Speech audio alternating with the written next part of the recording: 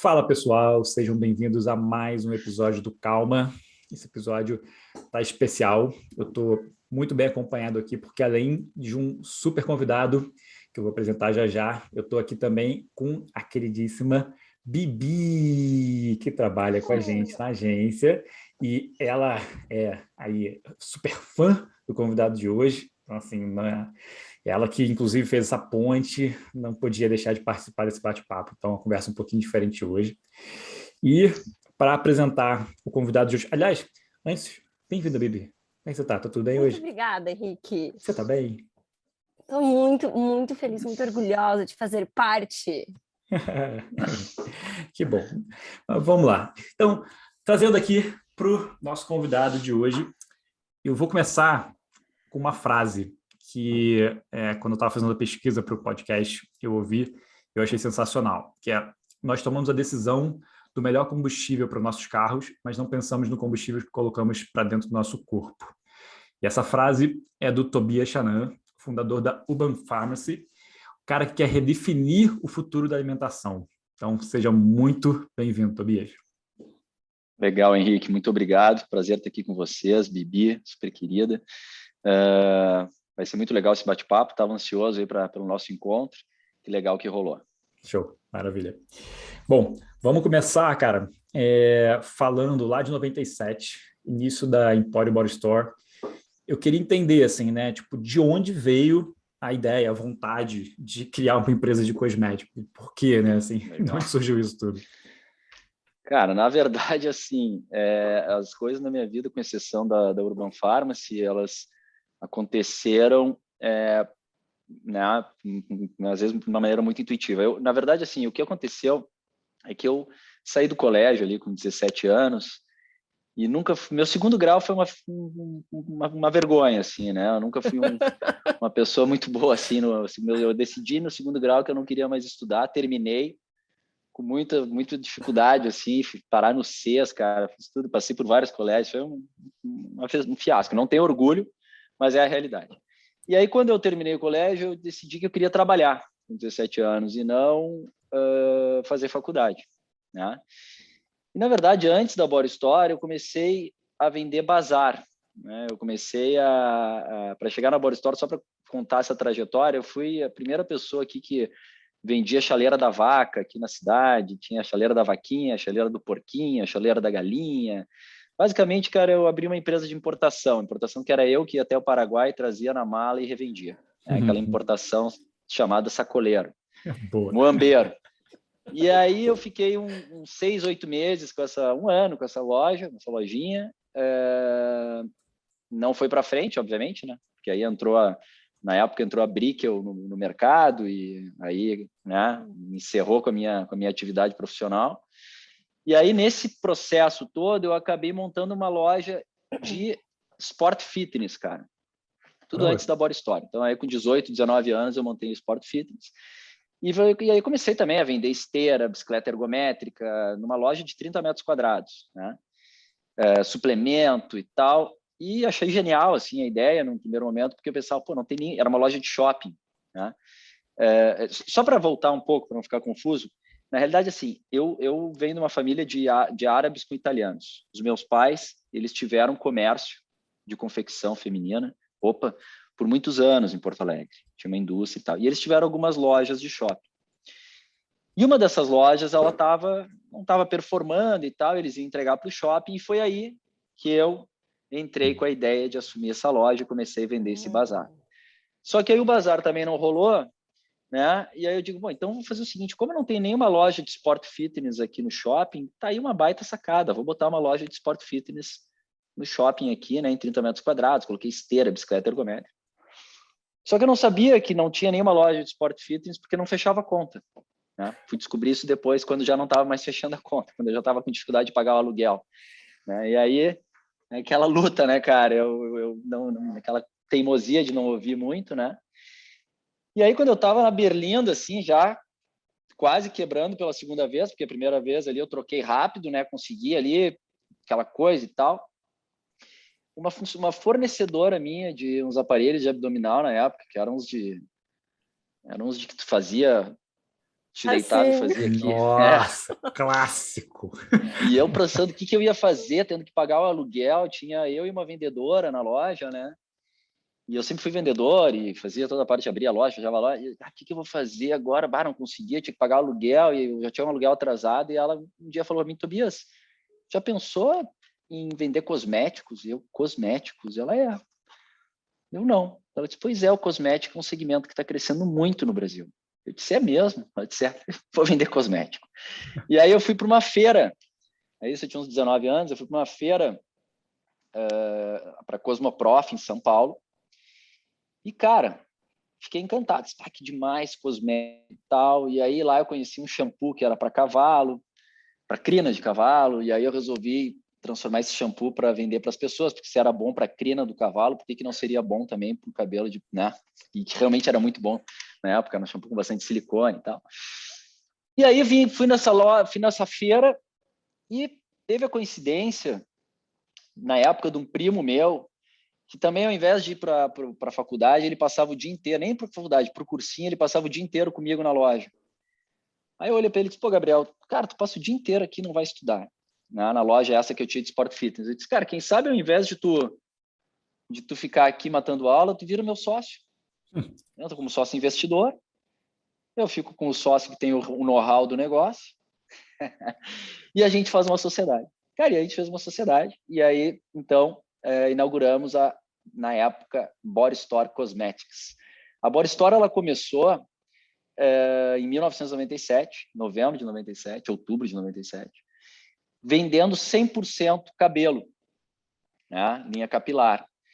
E linha corporal também, mas praticamente cabelo. E o interessante foi o seguinte, que a Body Store, ela começou, a gente criou na época assim, uma coisa muito legal, que foi assim, quando a gente começou a Body Store, igual a Body Store no mercado, tinham mais 10 lojas que vendiam exatamente o mesmo mix de produto. Porque o que a gente era? A gente era uma multimarca de cosméticos.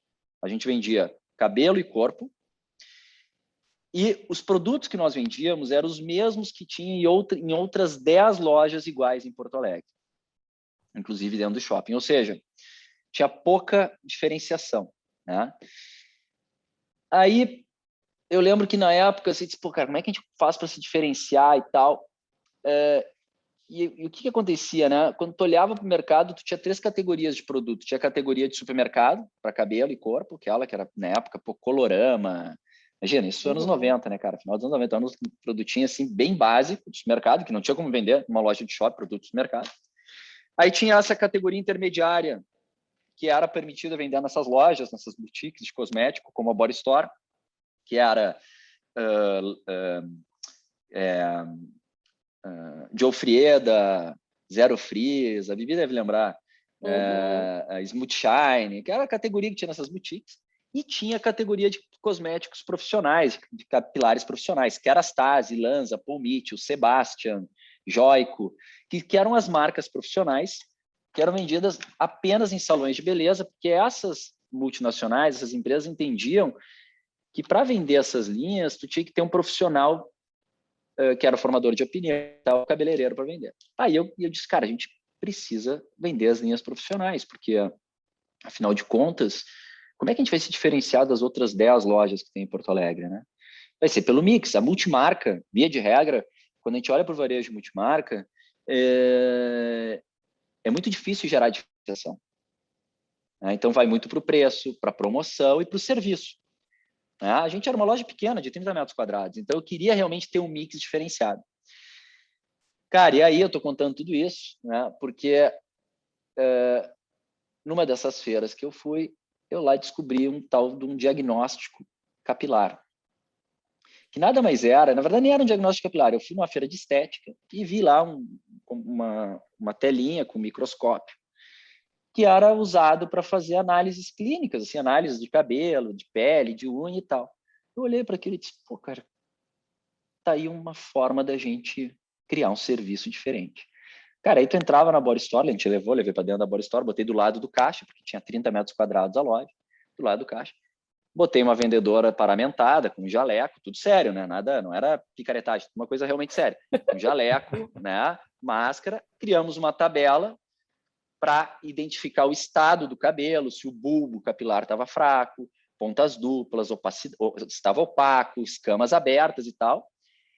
E para cada... E aí o que acontecia? Tu entrava na loja, eu tirava um fio do teu cabelo, colocava, analisava, porque esse microscópio multiplicava por não sei quantas mil vezes a imagem, tu olhava naquela telinha, aqueles negócios super simples, né? Mas a gente diz, olha, Henrique, o seu cabelo, ou Bibi, o seu cabelo, ele está com o bulbo enfraquecido, ele está com as pontas duplas, ele está com escamas abertas. A linha de capilar mais indicada para você é essa. E indicava a linha. E dizia, olha, e realmente a gente conseguia fazer de forma muito mais assertiva a venda.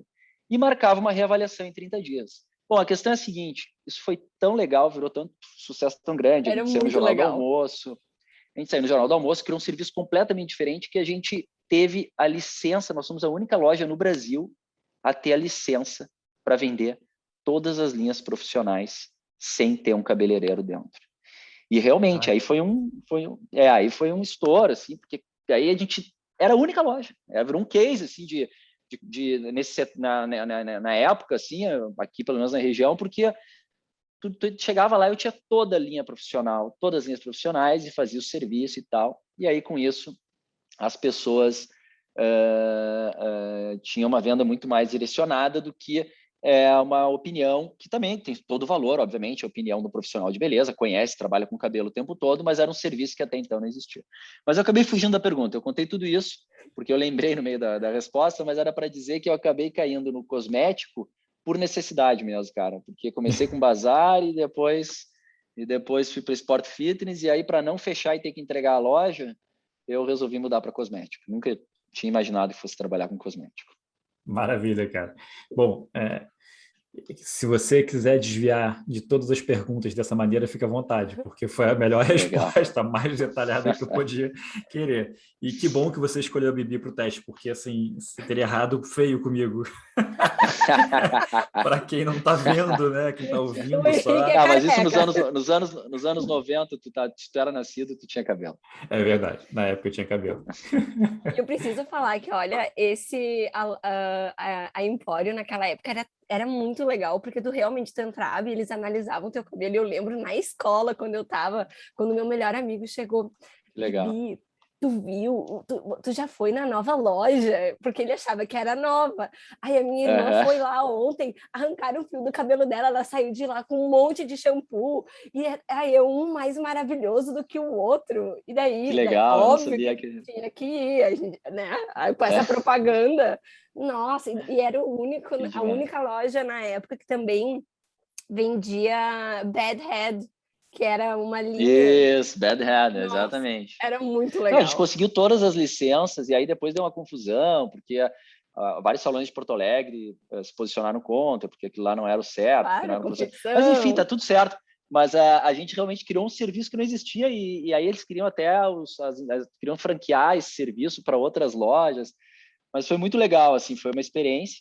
E aí tem até, assim, continuando, assim, né? Não sei se continuo falando, Henrique. Pode continuar, porque, assim, só para ver se eu Tá.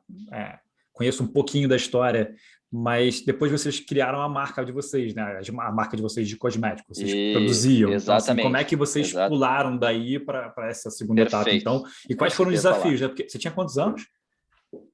Na época eu tinha 19.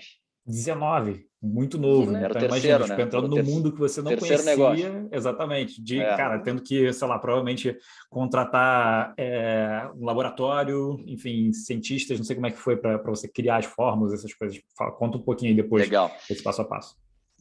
Claro. Não, aí o que aconteceu foi o seguinte, aí a Body Store realmente conseguiu se diferenciar muito no mercado, a gente aí estava num momento muito bom, porque como era 100% importado, o dólar na época era 1,10, 1,20. Imagina, eu peguei essa época, né? Então eu conseguia vender um produto de alto valor agregado a R$24, R$25. Eu lembro até hoje, um shampoo, R$19. E com isso a gente abriu uma segunda loja na Galeria Independência, aqui em Porto Alegre, e abriu uma terceira loja com a inauguração do Moinhos Shopping.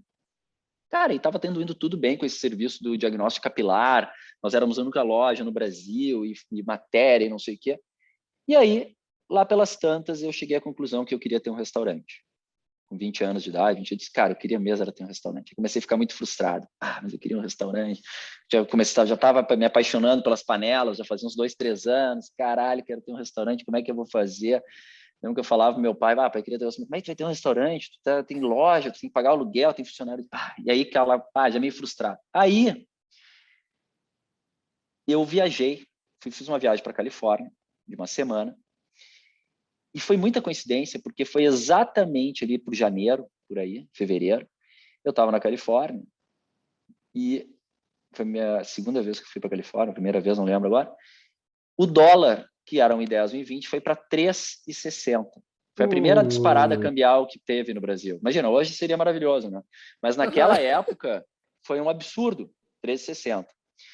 E aí, foi clássico, um momento clássico, assim, tá, né, histórico, assim, que a gente viveu. Eu era uma marca de produto multimarca importado. O que aconteceu? Os preços foram lá para cima, né? Um shampoo que eu vendia 24, eu tive que começar a vender a R$60. A margem sumiu do negócio. O consumo reduziu, porque sempre nessas épocas de crise, né, as pessoas, né, retraem o consumo. E eu comecei a dizer, cara, o que eu vou fazer? Só que aí que tá, eu estava na Califórnia e com essa ideia do restaurante e tal, e bem na época tinha estourado o dólar. Na verdade, o dólar estourou quando eu estava em viagem, né? E até meu cartão deu um caríssimo e tal. E quando eu estava lá, eu estava andando numa avenida Melrose, lá em Los Angeles, e eu vi um hippie na rua vendendo sabonetes numa banquinha como se fosse um feirante, assim, né? Vendendo sabonetes. Aí eu cheguei assim, olhei, disse, na verdade eu nem tinha identificado que era sabonete. Disse, o que é isso? Tá vendendo e tal. E aí eu olhei assim, tinham 8 barras em cima da mesa com rostos de artistas. Elvis Presley, Marilyn Monroe, Janis Joplin, Jim Morrison. E cada sabonete tinha uma luz negra, e tinha umas flores, e tinha um visual merchandising, né? O que foi depois conhecido como visual merchandising. Cara, eu achei genial aquilo e disse, pô, o que são esses? São sabonetes. Era um hippie mesmo, não era um cara fantasiado, era um hippão mesmo. E esses sabonetes ele fazia porque era a paixão dele. Na verdade, ele tinha uma paixão pela música e ele refletia isso através dos sabonetes. Eu comprei uma fatia de cada e trouxe para o Brasil.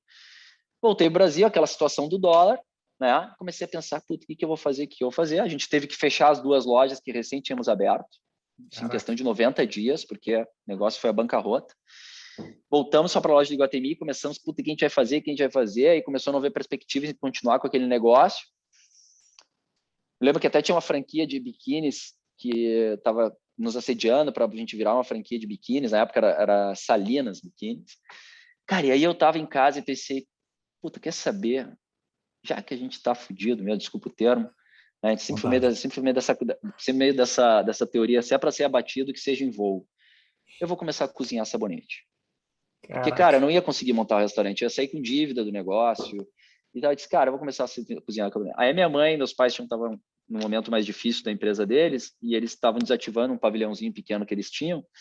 Eu comprei um fogão, 4 bocas, um fogãozinho industrial, aqueles de ferro lá. Tive no fogão, até virou museu na Urban, depois a gente fez um negócio dos materiais antigos. Comprei um fogão, comprei uma panela esmaltada e fui fazer um curso de saponificação no Senac. Aí fiz, cara, mas não é isso. Aí comecei a comprar literatura inglesa sobre sabonete, sobre um sistema que era o cold process, porque assim, o que eu queria fazer era cozinhar sabonete, eu não queria fazer um sabonete, eu queria fazer um alimento, eu queria dizer, cara, eu vou construir uma marca, eu não ia construir uma marca, eu pensava, eu vou cozinhar sabonete, eu vou cozinhar cosmético, ao invés de cozinhar comida, eu vou cozinhar cosmético. Só que eu pensava no sabonete como comida. E nos cosméticos, então eu usava manteiga, leite de cabra, usava, cara, óleo essencial, usava as melhores matérias-primas, porque era comida, eu queria entregar comida para a pele. E aí comecei a fazer e tal, aí descobri uma senhora no interior de São Paulo que fazia sabonetes do sistema antigo inglês, fui lá fazer com ela um curso, aí comecei a ir para tudo que é lugar, cara, e tal, estudar e tal. 6 meses eu tive o primeiro sabonete, que foi o sabonete leite de cabra, que eu pensava, cara, quero botar sabonete, mas não quero fazer um sabonete, quero fazer um sabonete grande, em bacias, que possa ser fatiado, porque eu já pensava que eu queria que fosse um sabonete tipo queijo e tal. Aí, essa loja, aí peguei, comecei a levar para a loja, Aí os primeiros sabonetes, as pessoas diziam que tinham cheiro de chulé. Ah, isso tem cheiro de chulé, não dá e tal. De fato, parecia queijo. De fato, parecia queijo, literalmente. Cara, aí foi o seguinte, aí o negócio, aí tem uma situação emblemática da Body Store que perdurou pela vida inteira dela. Tu imagina, tu entrava numa loja de 30 metros quadrados, que era uma boutique de cosmético, que tinha só linha capilar profissional, era um piso azul, cara, era uma loja incrível, assim, pequenininha, mas toda ela laqueada, ela era toda bonitinha. Aí tu entrava lá, no meio dessa loja, num belo dia, tu chega numa segunda-feira de manhã e tem uma mesa de churrasco que eu comprei lá, tipo assim, como se fosse hoje R$1.200, de um cara que tinha um carpinteiro que fazia uns produtos para mim lá, e botei essa mesa no meio da loja. E em cima dessa mesa eu coloquei 3 sabonetes, leite de cabra, arruda com sal grosso e o sabonete que eu já tinha conseguido chegar em 3 sabonetes, e o sabonete de carvão vegetal para face. E uma balança. Aí tu entrava na loja, eu dizia, gurias, né, eu tinha 2 vendedoras, olha, vocês não vendam mais, tentem direcionar a venda para o sabonete, porque a gente tem margem no sabonete, o cosmético capilar já não tem mais margem. Cara, eu sei que assim, as pessoas começavam a entrar, não entendiam, né? Ah, mas o que é isso e tal? Aí chegava no caixa, aí quando iam comprar o sabonete, eu orientava a cortar uma fatia maior do sabonete, né? Aí eu vendia o sabonete a 12 centavos o grama. Né? Então, quer dizer, 100 gramas de sabonete dava R$12. O sabonete mais caro que tinha no mercado era o Dove a 80 centavos, que era vendido no supermercado nacional ou real que tinha dentro do Shopping Iguatemi, onde eu tinha loja. Cara, as pessoas chegavam na hora de... Aí tá, eu orientava a equipe, entrava na loja, ela chegava, vou querer levar um shampoo. A senhora não quer conhecer o nosso sabonete? Sabonete? Isso aqui é sabonete? É sabonete. Tá, eu vou querer então. Aí cortava uma fatia lá de 100, 150 gramas, 200 gramas, né? Pesava na hora, embalava, chegava na hora de pagar. Quanto deu? Minha conta? 98. O quê? Mas quanto é esse shampoo? R$60. E esse sabonete? Deu 32. Cara, eu quase apanhava. As pessoas, o quê? Vocês são sabonete. Porque imagina, sabonete é um produto vulgar, o mais caro era o Dove, 80 centavos, uma puta comunicação. O Dove foi o primeiro sabonete que entrou com uma pegada de hidratação e tal, só que aquilo era mais que um sabonete. Eu ficava 3 semanas curando um sabonete numa capa térmica. Eu fazia um processo de queijo mesmo. Cara. Meu processo de saponificação era de cura. Era de curar o produto, tirar toda a soda. Cara, eu sei que o negócio começou a ir à bancarrota, assim, né? As pessoas não iam mais, começaram a falar mal, as minhas vendedoras começaram a ficar apavoradas. Eu vendia, tipo assim, sei lá, 80 mil, passei a vender 30 mil, e começaram a falar mal, que a gente estava roubando, que não sei o quê, que isso era um roubo. Aí chegou num domingo, assim, né? Chegou no final de semana, eu digo, cara, mas não é possível, as pessoas não estão vendo o valor que esse sabonete tem, né? Pô, não estão vendo o valor, isso aqui é um sabonete super incrível e tal, como é que eu vou fazer para elas perceberem que isso não é só um sabonete, é um produto incrível. Aí eu tinha feito já mais uns 2, 3 sabonetes, nem lembro quais, acho que era o Polisport, enfim, tinha feito mais uns 2, 3 sabonetes. Aí cheguei, cara, chamei o carpinteiro, o Carlos, que trabalhava para mim, me vendeu a mesa de churrasco.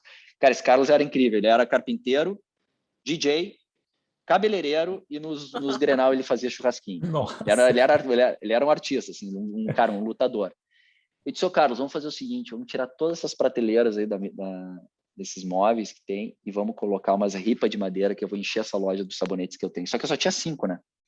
Então tu entrava na loja, eram os mesmos 5 multiplicados em várias vezes dentro da loja. Enchi de sabonete, cara, foi questão assim de um final de semana. Fotografei toda a loja, peguei uma máquina fotográfica, fotografei toda a loja, fotografei os sabonetes.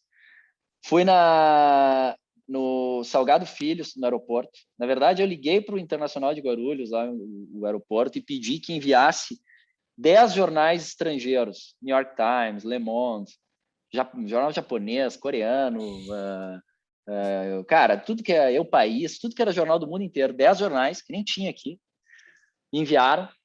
Peguei esses 10 jornais, revelei as fotos da loja, dos sabonetes, fiz uma gráfica expressa lá na Protásio Alves, lá em cima. Sentei do lado do designer, disse, cara, tu tá vendo a capa do New York Times aqui? Tô. Eu disse, tu vai botar essa foto dessa loja, que tá vendo a foto da loja? Bote na capa e escreva assim, ó, Empório Body Store, the best shop in Brazil. Cara, se tu fosse ler a notícia, tinha estourado uma bomba no metrô de Nova York, tinha nada a ver. No Le Monde, botei lá o Gold Milk, não sei o que, e fui colocando e fiz essa montagem. E aí, no domingo, a gente foi lá, eu, o Carlos, e a minha vitrinista, né? E a gente revestiu toda a loja com esses jornais e passou selador. Cara, eu tô contando tudo isso porque foi mais uma vez que foi o all-in, né? Na segunda-feira as pessoas entravam na loja, olhando para as paredes, assim, se perguntar, essa loja não é daqui? E a orientação para a equipe de vendas não era para mentir, mas também não podia falar a verdade, né? Porque a varejo tinha muito aquela coisa do teatro, né? Ah, a senhora conhece nossos sabonetes, nós somos um empório, papapá, papapá. Cara, eu sei o seguinte, que foi um fato histórico, porque esta virada de chave determinou a experiência do Empório Body Store até o fim da vida dela, que era a experiência da descoberta. E durante todo o tempo a gente foi evoluindo, obviamente o jornal virou outra coisa, depois virou um aquário de bolhas, depois foi virando outras coisas, mas era sempre essa experiência, as pessoas entravam na Body Store e era o que as pessoas relatavam, que quando elas entravam na Body Store é como elas tinham entrado em outro universo, em outra atmosfera.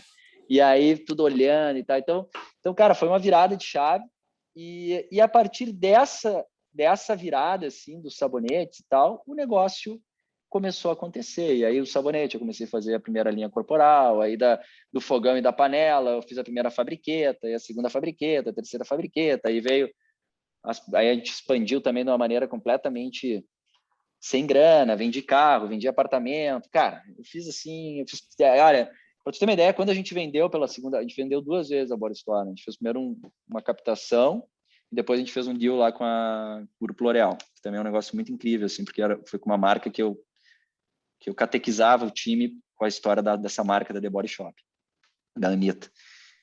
Quando eles entraram e fizeram a diligência na companhia para ver o negócio, eles chegaram à conclusão que eu estava quebrado há 10 anos. Cara, assim? Contabilmente, tu já quebrou 10 anos atrás. Eu já tinha virado o PL da empresa em não sei quantas vezes, 40 vezes há 10 anos atrás.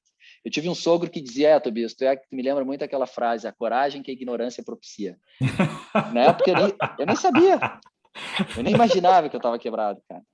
E a gente só acelerava, vendia carro, vendia apartamento e não sei o que, penhorava a casa de não sei quem. Cara, a gente foi muita loucura, assim. Mas no fim deu. Vocês ficaram até vocês pegarem esse primeiro round de investimento aí que você falou, vocês ficaram até então, era só do bootstrapping, só com dinheiro próprio mesmo? Dinheiro de linha de crédito em banco, né? Caraca, loucura. Quantos anos? Banco... Cara, quantos anos durou isso? Foi de 97 a 2011. Cara, eu tinha 30 anos, eu devia 20 milhões. Uou! Não é que eu devesse, sim, né? Tipo assim, eu era um cara entendi. super... Eu não tinha... Cara, a gente nunca teve um abalo de crédito, nunca teve um problema de inadimplência, nada. Mas a gente tinha tomado em dívida 20 pau, com 30 anos. Aí já tinha ido tudo, né? Já tinha todo patrimônio, tinha penhorado terreno, tinha uma casinha na praia, meus pais já tinham hipotecado. Por acaso você já leu o livro do Phil Knight, da Nike? Não. Cara, vale a pena. Deve ser incrível. É muito bom o livro. Logo no início, assim, já tem um trechinho que vale o livro inteiro para mim, que ele compara correr com empreender, né? Porque ele fala que assim, a corrida, de fato, se você for parar para analisar, ela não faz sentido, porque você não tem um objetivo. Você corre, você sai e corre. Quantos? Você que define, sabe? Não tem uma regra, não tem um jogo, não é igual jogar futebol, né? Tem aí 45 minutos para cada tempo e depois alguém sai vencedor. Não, você é você com você mesmo. E empreender também é um pouco assim, né? Tipo, é uma coisa meio maluca, você não tem fim, você que define até quando você vai, quanto você vai. E a história dele parece muito, cara, com a sua história, assim, ouvindo agora você falar, que foi isso, ele ficou anos pegando ali, tipo, cara, linha de crédito, aumentando a linha de crédito, não sei o que, tudo mais. Uma loucura, assim, uma pira dele que ele achava que ia dar certo, ninguém achava, tipo, é lógico, tinha o time ali, as pessoas que ele foi trazendo para perto, tudo mais, que compraram a ideia também, mas durante muitos anos os bancos ficavam assim, cara, você é maluco, cara, por que você está pedindo aumento aqui do sua linha de crédito? Esse negócio não dá dinheiro, pô, como é que você está me pedindo aumento, sabe? Tipo, cara, quando eu comecei com cosmético artesanal, velho, desculpa te interromper, mas quando eu comecei, as pessoas, eu era, assim, eu via muito, assim, cara, gerente de shopping, dizer que eu tinha que vender aquilo ali na Voluntários da Pátria, em lugares assim, tipo na Farrapos, porque eu não era produto para dar dentro de um shopping, porque não tinha. Nós somos a primeira loja, a única loja do Brasil de cosmético, de qualquer segmento que teve um toldo, a gente tinha um toldo dentro do shopping. Era muito dono legal. do shopping, o Gereissati, foi lá aprovar. Então não existia. Cara, esse lance da dívida foi muito louco, assim, né? Foi um negócio que realmente, assim, a gente... Aí depois meu primo saiu, eu comprei a parte dele em 2005, aí chamei meu outro primo de Brasília, o Francisco, que está comigo até hoje nesse negócio, que, cara, foi meu porto seguro também, assim, que ele era o financeiro, chegou com 21 anos, nunca tinha trabalhado com nada, nem fazia conta direito. Eu disse para ele, cara, tá aqui, ó, tudo contigo. E esse cara foi genial, porque ele realmente conseguiu, ele foi um grande empreendedor, ele empreendeu as dívidas, cara, eu não tinha nem patrimônio, né, assim, tipo, eu tive um carrinho, aí vendi, tinha um apartamentinho de um dormitório, vendi, aí hipotequei a casa, meus pais tinham uma casa na praia, hipotequei a casa deles, não tinha dinheiro, assim, não era uma coisa, né, o Francisco hipotecou o apartamento dele, né, que estava no nome da mãe dele, aí hipotecou não sei o que lá, e, cara, foi um negócio, e realmente, o que a gente pensava, a gente tinha até a gente sempre falava assim, se ficar o bicho come, se correr o bicho pega, daí a gente dizia, cara, vamos correr porque tem chance dele não pegar. Se ficar ele come, se correr ele pega, vamos correr. E eu lembro que o gerente do banco falava, o rolo compressor vai passar por cima, o rolo compressor vai passar por cima. E realmente, cara, é muito louco, porque a gente, e assim, de novo, né, mas como é que isso foi possível? Porque a Bora Store foi em 2010, 2011, a rede de franquia que mais cresceu no Brasil, de todo o sistema de franquia. A gente abria 65 lojas por ano, né? Um negócio tomador de caixa, porque não é um negócio assim que tu te financiava com a venda. Tu tomava caixa, era indústria, eu tinha que produzir 6 meses antes. Só que tudo isso eu não sabia. Eu fui conhecer um organograma em 2010. 2009, conheci o organograma. Cheguei na casa do Francisco, meu primo, e disse, cara, olha isso aqui. E, cara, na época eu já estava com, acho que eu já tinha uns 180 funcionários. Quando eu sei, eu tinha 500 funcionários. Já tinha 180 colaboradores. Mas, assim, era um negócio muito, muito... Por isso que eu digo, assim, não é... Tive muita sorte também e tinha uma cultura muito empreendedora. As pessoas tinham... Cara, fazia muita coisa. Eu parava a fábrica, eu toquei muita fábrica, aí ficava... A gente é muito assim, né? A gente dizia que o Boticário também tinha começado numa garagem. Levava as pessoas da fábrica, pegava e fretava um ônibus no final de semana para o time da fábrica ir lá na loja do shopping, ver os produtos que eles faziam dentro da nossa fábrica, e as pessoas comprando. Então, as pessoas tinham muita gana de fazer acontecer, assim, de realmente fazer o negócio acontecer. O produto era muito bom, a gente tinha uma experiência de varejo diferente das outras, né? E a gente teve muita sorte, realmente, assim, muita sorte. Eu acho que essa coisa que você falou, né, da coragem, que a ignorância proporciona, né? Eu acho que isso, de fato, ajuda muito, porque o Jack Ma, né, lá do Alibaba, ele fala isso, que o que ajudou eles a chegarem onde eles chegaram é que eles não tinham dinheiro, não tinham experiência, e, sabe, assim, não tinha porra nenhuma, então eles testavam qualquer coisa, eles não estavam se importando, né? E eu acho que um pouco disso, essa ingenuidade, que é diferente daquela pessoa que tem um playbook e que vai seguir o playbook, sabe? Você foi completamente fora do playbook ali, tipo, cara, vamos botar o todo, vamos fazer esse negócio do jornal, assim, testando coisas o tempo inteiro, né? E se não deu certo, beleza, descarta, vamos para a próxima. Né? Exato. Vamos testar, só não desiste, né? Tipo, o cara continua testando. Isso, exato, cara. É a sensação que pareceu. E era tão louco isso, e isso é muito verdadeiro que tu tá falando, era tão louco que a gente não olhava o mercado, cara. Eu não sabia o tamanho do mercado. Quando a gente fez a primeira captação, a gente estava com 65 lojas. Quando o Hélio entrou, que foi um baita sócio, a gente deu um upgrade absurdo. Eu nunca tinha olhado o tamanho do mercado de cosmético no Brasil. Eu não olhava a concorrência. Cara, a gente trabalhava 18 horas por dia, né? Eu trabalhava de segunda a segunda. Eu abria a fábrica às 6 da manhã e saía às 9 da noite, 10 da noite, todos os dias eu e as pessoas todas. O que a gente pensava em fazer sempre era um produto cada vez melhor. E realmente, a Bora Store, os produtos da Bora Store, quando a gente fez o negócio com a L'Oréal, eles ficaram impressionados com as nossas formulações, eram muito realmente elaboradas, assim, do tipo de matéria-prima que a gente utilizava, a qualidade. Nosso sabonete era impressionante, assim, era incrível. E a experiência de ponto de venda, né? E é muito isso que tu falou, era teste. Cara, eu trazia lama da Jordânia. Bom, faz muita coisa, assim. Eu vendia lama a granel em potinho de... Eu lembro. Entendeu? Nossa, potinhos era muito fazer legal. teste de urina. Era um potinho de teste com rosca. E eu vendia, os caras da L'Oréal enlouqueceram com isso. Tu vendia grama, a lama, a granel, era tipo assim, acho que era 20 centavos o grama. Nem lembro, mas era 20, não, cara, era coisa assim, um potinho dava 100 e poucos reais, um potinho, e a lama era boa, não é que eu cobrava muito, a lama era boa, realmente muito boa. É a melhor frase que eu já ouvi desse podcast. Mas é verdade, cara. E aí o que acontecia, cara, era um teatro, tu entrava, eu tinha um freezer que não tinha motor, mas ele tinha era um freezer, assim, tu olhava aquele tipo de buffet, cara. Porque era tudo, eu me inspirava na alimentação. E aí a gente botava o gelo seco em cima.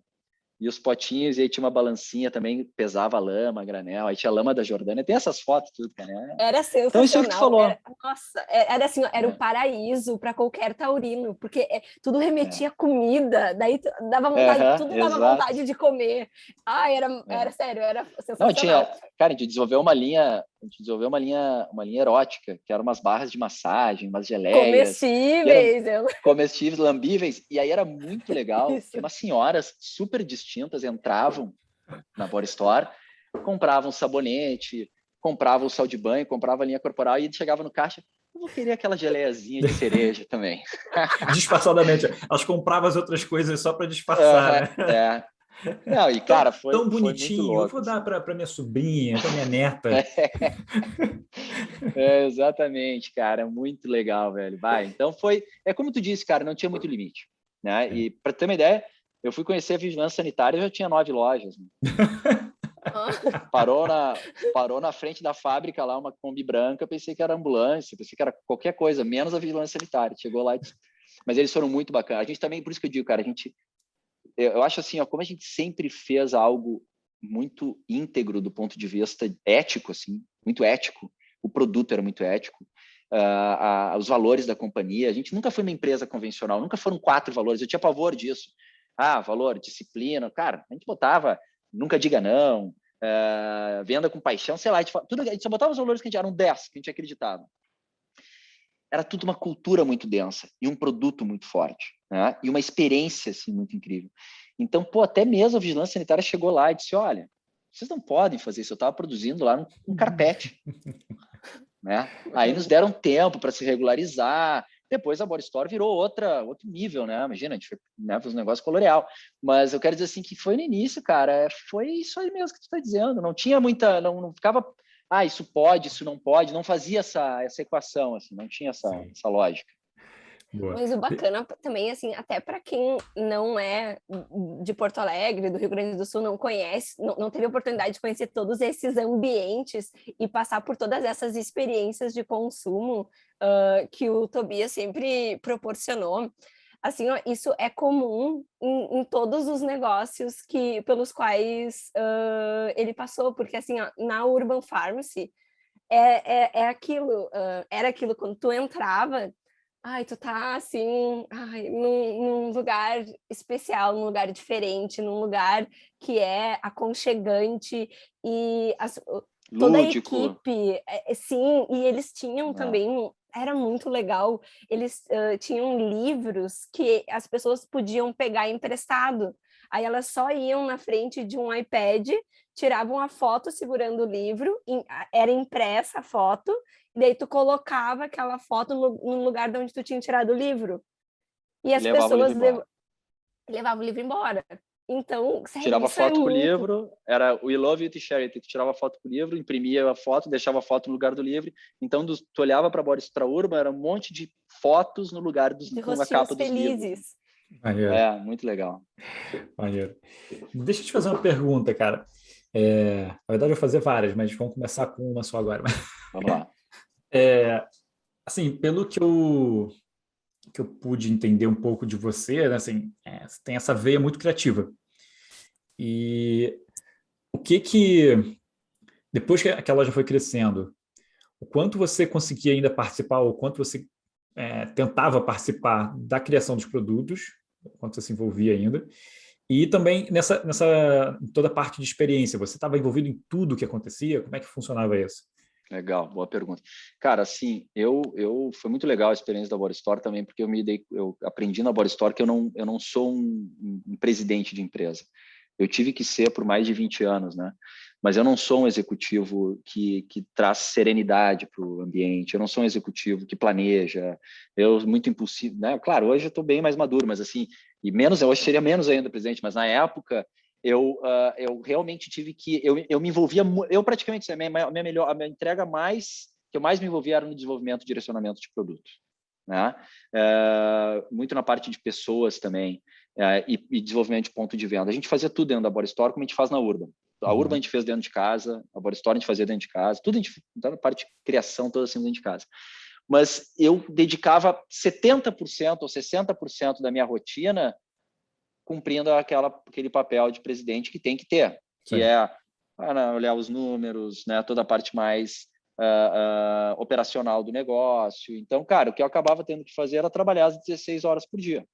Né? Então, eu sempre começava o meu dia, né, ali as primeiras até às 5, 6 da tarde, me dedicando para a operação, e aí depois eu ia para pesquisa e tudo mais, para produto. Né? Hoje é completamente diferente. Hoje, o meu sócio, o Bernardo, que ele era o meu head de expansão, entrou com 13 lojas, implantou 137 lojas na Bora Store, tinha 22 anos, está comigo há 15, 16 anos, ele é o presidente da Urban. E eu sempre dizia para ele na Bora Store, cara, tu vai me suceder, porque ele é um presidente de empresa, ele é um executivo com qualificação para ser um executivo, para ter uma liderança mais cadenciada. É outra lógica, cara. O empreendedor, eu sou um empreendedor realmente. Um empreendedor pode não ser um bom presidente. E é de regra até. Né? Então, assim, presidente de empresa é outra forma, cara. É outra veia, assim. Né? Então, realmente, respondendo objetivamente, eu acabava dedicando menos tempo, botando menos energia do que eu deveria na parte onde eu realmente tinha mais entrega mais de qualidade, né? Mas acabava conseguindo compor porque eu entregava mais horas de trabalho. Sim. Não, eu me identifico totalmente, assim, ainda mais que a nossa área também é uma indústria criativa, né? E a parte o que me fez querer escolher ter uma agência foi a criatividade, foi eu poder, tipo, tirar um pouco aqui da bateria, por exemplo, da música, que é uma coisa que eu sou apaixonado Legal. até hoje, e transpor isso para o trabalho, né? Porque eu não queria viver de música. Então, assim, eu encontrei na agência ali uma forma de manter criativo. E, assim, no dia a dia, eu vejo isso muito, assim, minha energia sendo drenada para coisas que eu não quero fazer, no final das contas, né? Que é a parte burocrática. E eu estou fazendo agora até um exercício para fazer isso, para tentar entender quantas horas por dia eu dedico para coisas que drenam minha energia versus coisas que me dão energia, né? Para conseguir equilibrar um pouco melhor e até delegar mais as coisas que de repente uma outra pessoa vai fazer feliz. A gente tem na agência, a Bibi sabe, o Igor, que adora a parte burocrática, adora processos, adora tudo. Ele entrou muito com essa proposta, de me liberar um pouco para fazer mais a parte criativa. Porque, por exemplo, isso aqui é uma coisa que eu adoro, que renova minhas energias. Bater esses bate-papos aqui com pessoas que eu admiro, que eu gosto, sabe? Tipo, e que eu consigo aprender muito, para mim renova. E acaba que, assim, é trabalho, mas nem parece, né, para mim, no final das contas. Sim. Assim como outras coisas. E é bem como tu falou, cara, é que não tem como, né? Não tem como. Nisso o cara faz tudo, né? E é o contador, é o vendedor, é o entregador. É bem isso que tu está falando. Assim, por isso é que a Urban eu comecei diferente. A Urban eu fui atrás, eu convidei alguns executivos que trabalhavam comigo para serem sócios e aí eu fiz um time muito complementar. Eu acredito muito, cara, tenho sócio desde os meus 17 anos, então eu acredito muito em sociedade e acho que a sociedade ela pode resolver essa questão da gente ser uma sociedade complementar. É desafiadora, mas é bastante, eu acredito, né? Sempre funcionou assim. Mas cara, eu para ter uma ideia, quando eu tinha Sport Fitness, eu fazia também, eu fazia entrega, montava bicicleta ergométrica na casa das pessoas, cara, era uma confusão. No final das contas, cara. assim, a gente tá tentando chegar no ponto onde a gente vai fazer o que a gente quer fazer, né? E a gente, como o sonho é nosso, a gente tem que construir ele também, não tem jeito. É tipo assim, vou fazer um barco.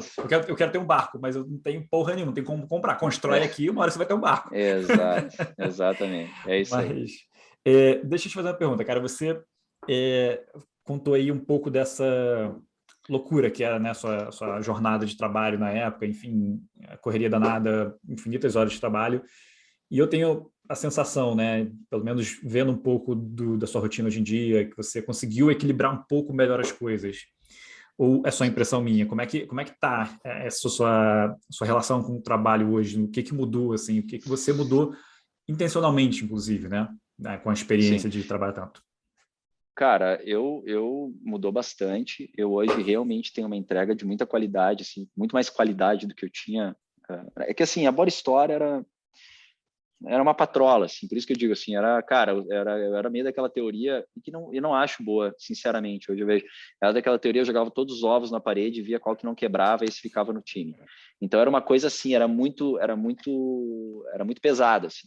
Hoje, cara, eu consigo equilibrar muito. Eu falo da música, eu sou apaixonado por música, eu toco cavaquinho, então eu toco meu samba, eu remo todo dia de manhã cedo e não deixo nenhuma entrega a desejar. Né? Hoje na Urban eu me dedico ao desenvolvimento de produto, toda a parte de direcionamento e a parte de produto sou eu que faço. Toda a discussão mais estratégica e conceitual de branding, né, eu participo. Das reuniões mais que tem uma pauta que precisa que eu participo, né? Estou muito dentro da companhia, respiro a companhia o tempo todo, tenho essa paixão, é um sonho da minha vida inteira, né, empreender alimentação. E nós criamos um modelo, eu e o Bernardo, cara, que é de co-CEO. Então eu faço uma dupla de CEO com o Bernardo, que eu acabo, ele pega mais toda a parte de liderança, time, estratégia, também estratégia, mas ele faz mais o dia a dia da companhia. Ele faz 1.000.000 de vezes melhor do que eu fiz em qualquer época da minha vida. E eu complemento ele mais produto, construção de marca, né? E, cara, a gente tem uma sociedade incrível. Aí tem um outro sócio que é o Francisco, que é meu primo, que era o gênio lá do financeiro, que toca toda a parte de indústria. Ele tocou a indústria da Body Store, implantou várias indústrias, né? Porque ele era financeiro, depois ele virou diretor industrial. E eu tenho o Lote, que está comigo desde os 19 anos, cara. O cara está comigo há 20 anos. Foi o cara que faz toda a parte de visual que espia, faz ponto de venda. É um gênio, assim, tudo que vocês veem, de design da Urban, tudo, e que era da Body Store, embalagem, é feito por esse cara. Então, por isso que eu digo, cara, tem o Gustavo, que é um cara muito de pessoas, que é nosso sócio também, que foi meu estagiário lá na Body Store, e que toca toda a parte de pessoas. Eu acredito muito nisso, cara. Então, eu acho que a gente precisa, eu acredito muito no modelo de encontrar pessoas para realmente compartilhar a companhia, e não é fácil, é um desafio, né? Mas, cara, é possível. E com isso, tu saber qual é a cadeira onde tu realmente vai entregar mais valor para o negócio. Porque no fim do dia, velho, é isso que vai fazer o negócio andar num ritmo melhor e tu vai trabalhar feliz, né? É claro, né? Não é sempre assim. Negócio, quando é pequeno, o cara faz tudo, né? Sim. E no final das contas, assim, a trabalho também, né? é trabalho. Essa romantização de as pessoas falarem assim, não, porque Exato. quando eu encontrar o meu sonho e tudo mais, e as coisas vão... Não, cara, Não. é trabalho duro. Se você está fazendo alguma coisa que você gosta, né? Trabalho. Tipo, eu tô aqui, ó, são meia-noite aqui em Lisboa, e eu tô gravando podcast feliz Exato. da vida, cara, porque é uma coisa que eu gosto de É isso aí. fazer. Mas é cansativo, É amanhã eu vou acordar trabalho. cedo, enfim, é trabalho ainda. É isso aí. Exatamente. Muito E bom. eu queria só perguntar uma coisa, porque eu lembro que o Tobias falou que ele rema. Tobias, eu queria te perguntar como é que tu... Porque isso não é algo tão comum, não é um esporte tão comum assim.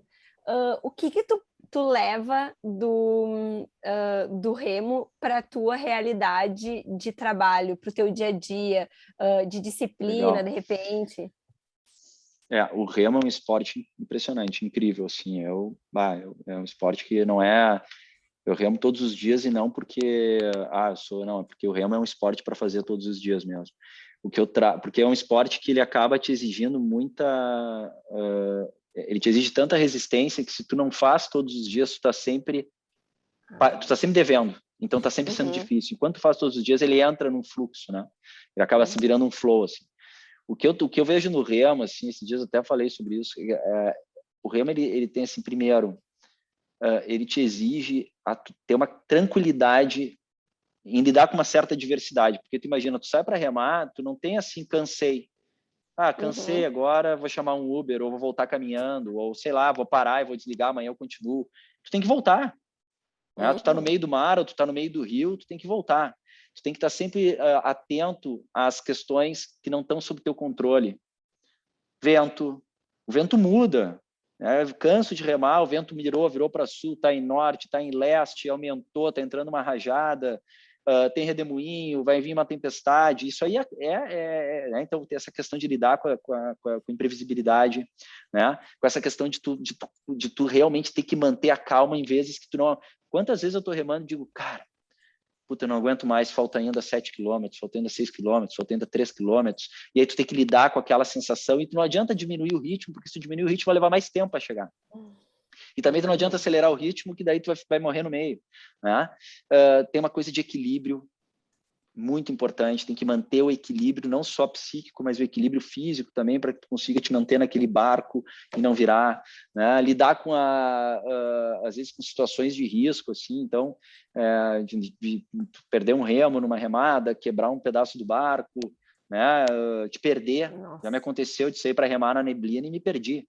Caraca. E aconteceu uma travessia que eu fiz, eu quis dar uma de machão, tipo assim, não vou ir seguir todo mundo, vou pegar esse atalho, que eu nem conhecia a travessia. Atalho que eu nunca tinha feito. Fui parar no meio da Lagoa dos Patos, lá não sabia onde é que eu estava. Né? Então, assim, Nossa, é uma coisa... Então é muito comum, assim, tu ter que... Então, acho que o remo é um esporte que traz muitos aprendizados assim e para a vida. É incrível assim, resiliência também, né? Muita resiliência, como eu disse, equilíbrio, muita coragem. Ele exige também, porque querendo ou não, tu tá sempre tendo que força, né? Tu tá sempre ali remando. Tem aquele termo, né? Pô, tô remando. Como é que tá aí? Hoje eu tô remando, né? É aquela sensação que tu tá remando. Tô remando para terminar não sei o que. Então é isso aí, o remo é isso. Né? Tu conseguir te conectar. E eu acho que o que é mais legal é que te conecta com a natureza, né? Sim. Isso é incrível, né? Um esporte que tá conexão total com a natureza, assim. É muito legal isso. É uma energia, né? Deve ser muito É legal. muita mesmo. energia. Não, remar no mar é um negócio impressionante. A energia do mar, assim, porque tu rema, eu entro 5 km, a gente anda 7 km, então tu tá no alto mar, é outro mar, assim, sabe? Aquela energia é impressionante, assim, é apaixonante. E tu rema sozinho ou é com outra pessoa dentro? Eu remo sozinho, que é a canoa havaiana, né? Mas a gente tem daí, a gente treina a canoa havaiana, eu treino sozinho, e tem uma modalidade que a gente compete em 2 pessoas, que é o AC2, e agora a gente está competindo com uma canoa de 3 também, que é V3. Bacana. Maneiro. Eu ouvi você falar, assim, né?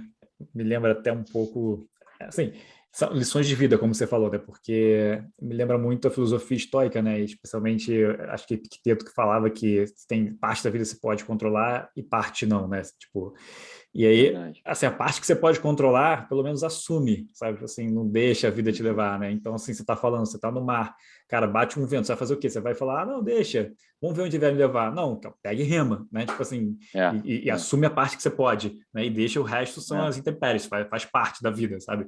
Dá para, de fato, fazer traçar um paralelo para tudo na vida, né? Assim, qualquer coisa, tem isso, empreender tem isso, enfim, viver tem isso, enfim, relacionamentos. E planejar, né?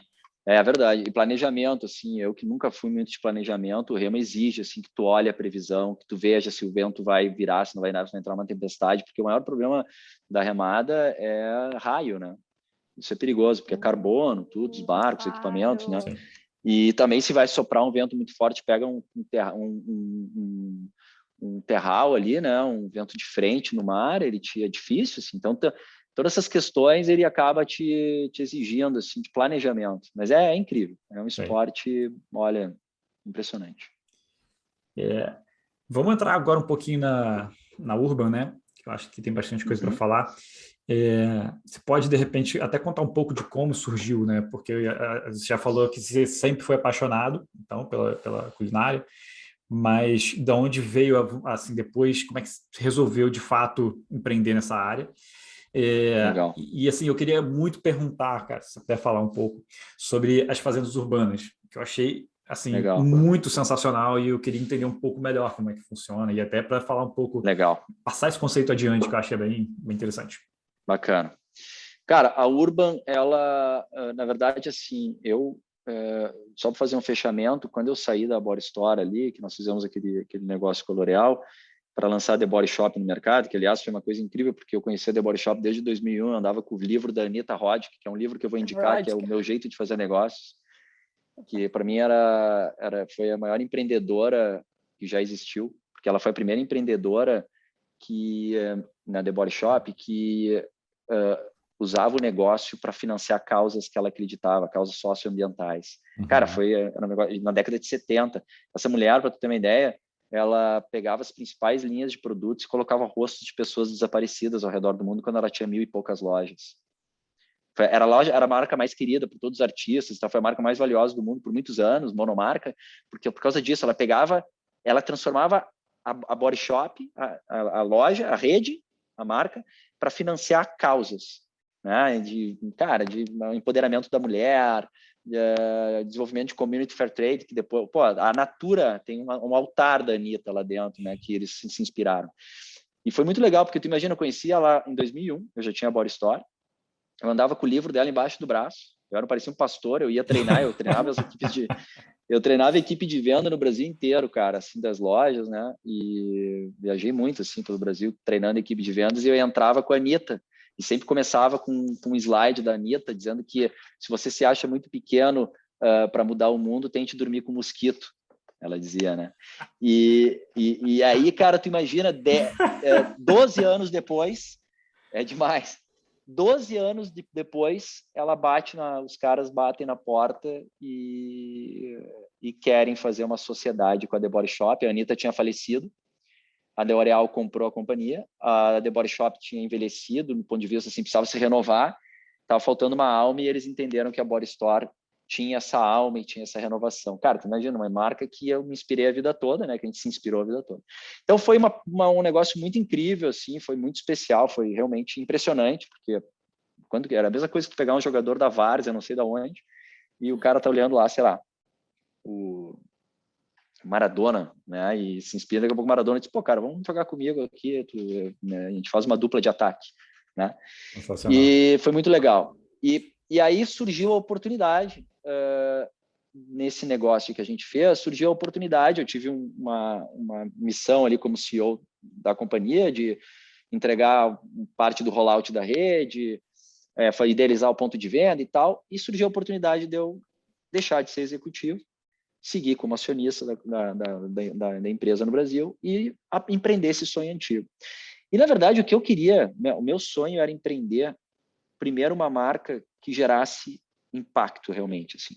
Eu sou fã de algumas marcas, a Patagônia, sou fãzaço da Patagônia, Tons, né, que era uma marca que eu adorava, The Body Shop. Então, cara, meu sonho era usar o empreendedorismo pela paixão mesmo de gerar valor, né?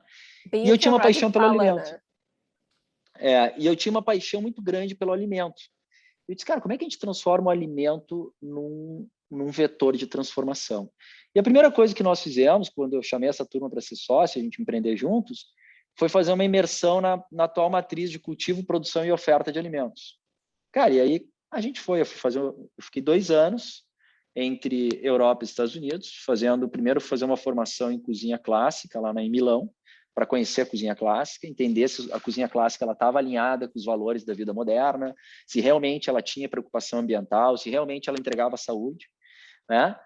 E depois eu fui fazer uma imersão na vanguarda do plant-based, passei pela Alemanha, fiquei um tempo em Berlim, um tempo em Amsterdã, depois eu fiquei um bom tempo na Califórnia, fazendo uma formação com Matthew Kinney, que é o principal chefe plant-based do mundo e tal, e fiquei 2 anos fazendo essa formação com ele, lá na escola dele, no Plant Lab. E, cara, o que ficou claro foi o seguinte, nesse processo todo de imersão, é que existia um gap entre a cozinha clássica e a cozinha da alta nutrição e impacto ambiental. Então, do lado eu tinha a cozinha clássica com sabor e prazer, e do outro lado eu tinha a cozinha de alto valor nutricional, o alimento como protagonista do meio ambiente, mas faltava sabor e prazer. Então, quer dizer, eu tinha do lado uma cozinha plant-based, incrível, isso tudo em 2015, né? 15 e 16. Mas faltava o sabor, o prazer da cozinha clássica, faltava o calor, toda aquela coisa cultural da cozinha clássica. E do outro lado eu tinha tudo isso, mas faltava o alimento como um protagonista. E a Urban nasceu disso. Nasceu desse gap de unir saúde, de unir sabor e prazer com saúde e impacto ambiental. E aí a gente criou as 3 premissas que direcionam a Urban até hoje. Todo o nosso negócio, a narrativa, o produto, tudo que a gente fizesse teria que entregar saúde, sabor e gerar impacto, ou seja, engajar uma cadeia positiva do alimento. E o conceito da Urban Pharmacy, ele nasce disso, né? Urban Pharmacy nada mais é do que fazenda farmácia urbana. Se fosse fazer um trocadilho. O farm, ele representa a origem, o sabor e o prazer, que é a fazenda, que é a cozinha clássica. E o pharmacy representa a tecnologia, representa o alimento como protagonista da saúde, como protagonista do meio ambiente. E o urban, porque é onde a transformação tem que acontecer, que é na cidade. E como eu sou um fã de marcas, assim, de impacto, eu, cara, sou um fã de branding e apaixonado por isso. E eu sou fã de marcas que conseguem ter no conceito, e todo o conceito, todo o branding no nome, na filosofia e no produto. E a gente realmente conseguiu alinhar isso na Urban. Assim. Então, cara, o produto ele é o gerador de escala, de escala de impacto, porque ele gera, a gente é estruturado em 5 valores, né? Que são métricas de impacto: agricultura familiar, alimento limpo, nunca ultraprocessados, compromisso com o planeta em tudo que a gente faz e uma cozinha 100% à base de plantas. Né? E a nossa missão é salvar a saúde e o planeta através do alimento, dando protagonismo para ele. Então, o que eu quero dizer é que a Urban ela surge do entendimento que não existe, que faltava uma oferta de alimentos, ou que não é que nem faltava, porque tem algumas assim, mas ela nasce na verdade com o objetivo de gerar tração para uma cadeia positiva da saúde, né? A gente fala do cultivo ao consumo, entregando mais saúde e sabor para as pessoas com menor impacto no meio ambiente. Boa. E é muito legal isso também, porque vocês, qualquer pessoa que já entrou, já passou pelas portas da Urban, fica muito claro toda essa questão da responsabilidade de vocês, porque eles tinha dentro do restaurante quase como se fosse uma prestação de contas para todo mundo, que era a foto do impacto gerado, da onde, quem eram os produtores rurais, sabe? E daí tinha um nome deles, então sabe, é toda aquela questão do respeito, da valorização com a origem daquilo que tu está consumindo. E isso com a mensuração, né? O e-commerce. Isso, porque o que acontece, né? Eu sempre fui muito crítico do restaurante, da operação de alimentação, que diz, orgânico sempre que possível, alimento de agricultura familiar. Assim, cara, a gente sempre definiu meta, a gente tem que gerar tanto de tonelada de consumo esse ano de alimento limpo, tanta tonelada de alimento. Então, sempre foram métricas de impacto e metas de performance para nós. Mas é isso, assim, realmente, a gente aí construiu muita coisa. A Urban também construiu coisas incríveis, assim, de movimentos incríveis, continua construindo. Muito legal. Me lembrou até a conversa que eu tive há pouco tempo. A gente lançou essa semana, inclusive, com a Alana Rox. E ela tem um restaurante lá em São Paulo chamado Purana. E no restaurante dela, eu nunca fui, né? Porque conheci a Alana, eu estava aqui já em Lisboa, mas pretendo ir em breve. Ela fala que na nota vem também os impactos positivos que aquela pessoa causou quando ela come lá, né? Então, tipo assim, enfim, toda a parte de agropecuária, enfim, tudo isso, ela coloca isso tudo na nota, assim. Ela, tipo, um pedaço de papel que a gente precisa fazer, porque não tem como a gente se livrar disso, mas pelo menos a gente colocou ali, mostrou para a pessoa que, tendo essa alimentação, ela está ajudando a impactar positivamente o planeta, né? Legal. Me fala um pouco, então, dessas fazendas urbanas, de como que funciona, como é que uma pessoa pode instalar uma dessas em casa, como é que é a instalação, Legal. Legal.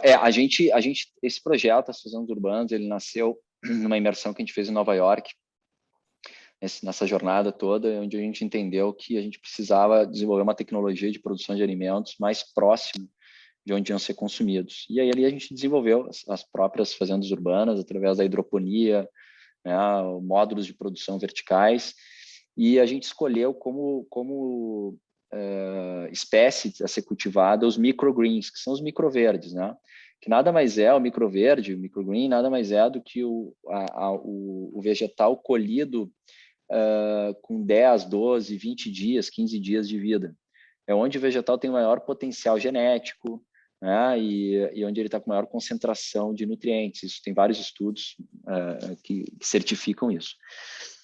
A gente criou um modelo de fazendeiros urbanos, onde a gente colocou na casa de algumas pessoas e até alguns lugares, coworkings e tal.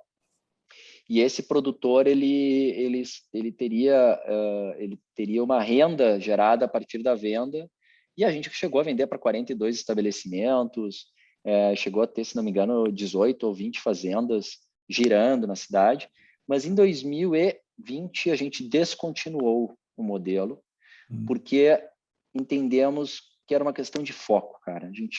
O que acontece, para entender assim, a agricultura urbana, o que a gente aprendeu, né? Minha opinião sobre tudo que a gente aprendeu, a gente ficou 4 anos fazendo isso. Que é pouco tempo, mas deu para ter, assim, teve bastante aprofundamento. Primeiro, a tecnologia de agricultura urbana no Brasil, ela ainda é muito incipiente quando comparada a outros lugares do mundo. Então, cara, a gente tinha que importar vários insumos e várias peças para equipamento, porque não tinha nem da iluminação. Então, assim, não dá para comparar a velocidade que a agricultura urbana tem no Japão, está tendo na Califórnia, está tendo lugares assim, cara, no Brasil não tem. Então, assim, primeiro, né, acesso à tecnologia muito restrita. Ah, mas isso é uma oportunidade? Não poderia ser uma oportunidade? Cara, depende. O Brasil é uma região onde tem muito campo. Uma vez eu ouvi isso numa reunião que eu tive lá com o Pedro Paulo Diniz, ele falou uma coisa que é uma grande verdade, cara. Ele disse, cara, o Brasil é um país que tem muita área para plantar. A agricultura urbana, ela vai para cidades onde tem pouca área. Então, quer dizer, Nova York, lugares onde são muitas cidades muito adensadas, que tem grandes rooftops, que precisa realmente espaço para produzir alimentos. Aqui no Brasil, tu tem muita área para plantar, tem muito para desenvolver. A gente sempre nos incomodava um pouco isso, assim, pô, a gente fazia o nosso vegetal, os microgreens, mas poderia comprar de um produtor orgânico.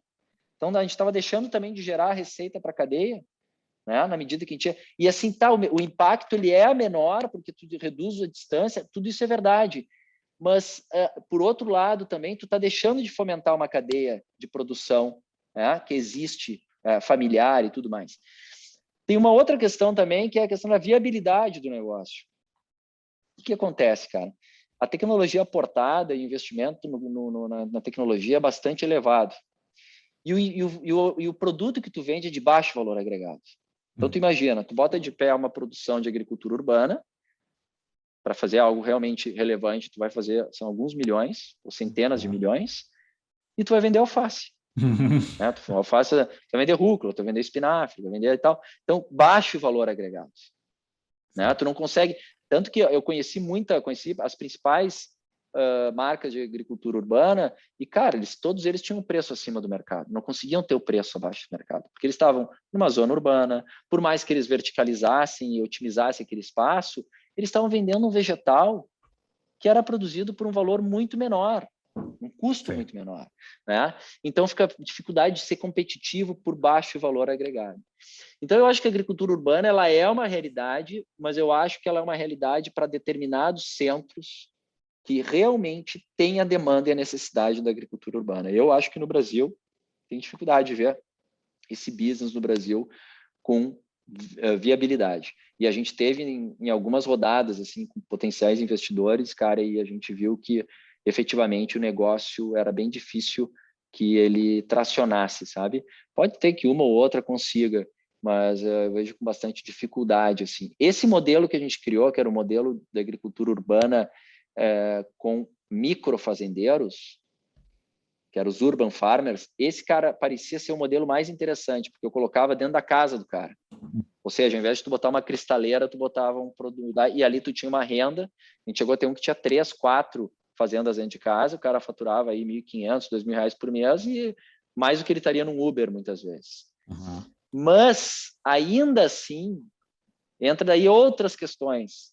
Tu conseguir realmente ter controle sobre aquele ambiente, que não pegue fungo. Cara, é bastante complexo. É um tipo de um modelo de negócio. Aí a gente chegou à conclusão no ano passado, disse, cara, a gente tem 2 caminhos. Ou a gente investe no que a gente sabe fazer, que é a produção de alimentos, que é realmente a Urban Farm, ou a gente para tudo e foca 100% nas fazendas. E aí a gente decidiu ir para o caminho de desenvolver produtos, que nasceu agora o e-commerce, e descontinuou a fazenda urbana. Boa, entendi. E vocês, assim, quais são os planos para futuro, assim, né? Qual é o sonho grande, por exemplo, da Urban, no sentido de expansão, onde vocês querem chegar com a marca? Vocês querem abrir restaurantes também em outros lugares, ou só vai ficar mais locais aí e expandir com os produtos? O que vocês estão pensando em relação a isso? Então, a Urban hoje ela não é mais um restaurante. A gente agora virou não tem mais. Um e-commerce. Não, a gente virou uma loja online. Legal. O restaurante ele foi uma plataforma incrível para testar produtos, para criar o astral da marca, mas a gente transformou a Urban numa loja online de produtos, e a gente tem 3 grandes categorias que a gente está ressignificando. Uma delas é a carne de plantas, outra delas são os embutidos, a gente vai lançar a nossa salsicha agora, e outra delas é a categoria de comida pronta, né? São as marmitas, que estão incríveis, inclusive. Momentinho, Cara, o nosso apenas para divulgar aí, ó, que temos aqui as marmitas. Ó, Nossa, deu boa, até fome. Vivi. Super recomendo. Boa, Vivi. Legal. E, cara, o nosso sonho como marca é assim, a gente quer realmente construir a Patagônia do plant-based. Né? A gente quer ser uma marca de conteúdo, produto, e toda ela voltada para aquilo que a gente se propôs atrás, que é a geração de impacto, né? E que ter o produto como viabilizador disso tudo. Mas a gente não quer ser uma marca que vai fazer só produtos plant-based, mas sim que vai gerar conteúdo, uma marca que vai construir relação com as pessoas. E quando a gente olha para o mercado, né, o Brasil hoje é o maior, se não é o maior, ele tende a ser o maior consumidor de wellness, né, pelo comportamento. E o wellness hoje, quando a gente pensa, a porta de entrada para o wellness é a alimentação, e a alimentação plant-based. E não tem nenhuma marca no Brasil estruturada de uma maneira com qualidade, assim, com branding, com impacto, com portfólio, com envergadura para atender esse cliente. Então, a gente quer ser essa marca, a gente quer ser a Patagônia do plant-based, realmente, assim, gerar impacto, ter envergadura de marca, portfólio, conteúdo, produto, realmente, né, ser uma marca que consiga criar vínculo com as pessoas e não simplesmente, o que não é simplesmente, o que também tem muito valor, mas não apenas se focar em substituir a proteína animal. Sensacional. Inclusive, fica a dica aí para quem estiver ouvindo e não conhecer, procurar o conteúdo, né, de vocês, que é muito sensacional, assim, cara, vídeos super bem produzidos, informação muito relevante, então, assim, fica uma recomendação, a gente pode colocar os links na descrição do episódio também, para ficar mais fácil para vocês encontrarem. Legal. Então, assim, recomendo bastante. Bibi, como é que você está aí de perguntas? Se tem alguma pergunta, eu posso continuar aqui. Eu queria só Você está me deixando fazer uma pergunta? Eu queria só fazer uma colocação, na verdade, que assim, ó, essa questão do impacto que a Urban é capaz de gerar, já gerou e ainda vai gerar na vida das pessoas, que é muito lindo de se ver, porque na época, há um tempo atrás, acho que era uma vez por mês, a Urban promovia as Urban Talks, onde eles traziam profissionais que são muito incríveis do mercado e assim teve todas as informações que eles compartilharam lá, sempre é algo assim que tu pode aplicar na tua vida agora, tu pode contar para tua família, tu pode contar para os teus amigos e isso realmente impacta a vida das pessoas, sabe? Teve uma informação que eles passaram lá, que era que acabava impactando na vida de recém-nascidos que que nasciam por cesárea. E daí essa informação foi compartilhada num grupo do estado do Rio Grande do Sul de parto humanizado, e as pessoas replicaram essa informação para suas redes e veio o retorno de que o índice de complicações em partos de cesárea diminuíram drasticamente, sabe? Então, cara, isso é muito legal. Tu vê assim, tu saber que uma coisa que tu tá criando, que tu tá proporcionando para as pessoas, reverbera dessa forma, sabe? Então, sério, eu queria dar os parabéns. Muito legal. Obrigado, Bibi. A gente produziu um documentário, né, chamado O que Você Vai Comer Amanhã. A gente produziu um documentário gratuito, que é da escassez ao excesso. A gente entrevistou mais de 80 especialistas ao redor do mundo, só cara fera, nada de... Não foram influenciadores, foram caras feras, mas não que influenciador tenha problemas, eu quero dizer assim, gente, cientista, professor, médico e tal, e a gente produziu um documentário gratuito sobre o futuro da alimentação. Realmente, a Urban, ela sempre foi muito engajada em entregar realmente o que ela se propôs, né? E agora, com o e-commerce, isso torna ainda mais factível, porque a gente consegue chegar em outros lugares, engajando toda essa cadeia de uma maneira mais rápida e com uma perspectiva de escala maior, né? Sensacional. Bom, deixa eu te fazer, passando aqui para o final do episódio, com as perguntas que a galera, se eu não fizer, tem gente que me mata. Depois eu recebo as mensagens curiosas. Legal. Mas vamos começar por livros, já que você já mencionou aí um que você vai trazer aqui. Tem de 1 a 3 livros aí, os livros que mais impactaram a sua vida, a sua Legal. trajetória. Legal. Cara, tem para mim o Bíblia do Empreendedorismo, que é meu jeito de fazer negócios, da Anita Roddick. Né? Tem um que eu gosto muito de alimentação, que é a dieta o Dilema do Onívoro, que é do Michael Pollan. É gigante. Tem um livro que é muito bom, mas esse cara é um gênio também da alimentação. E tem um que eu acho incrível, que fez muito sentido para mim recentemente, que é a do Krenak, que é Ideias para o Fim do Mundo, para adiar o fim do mundo.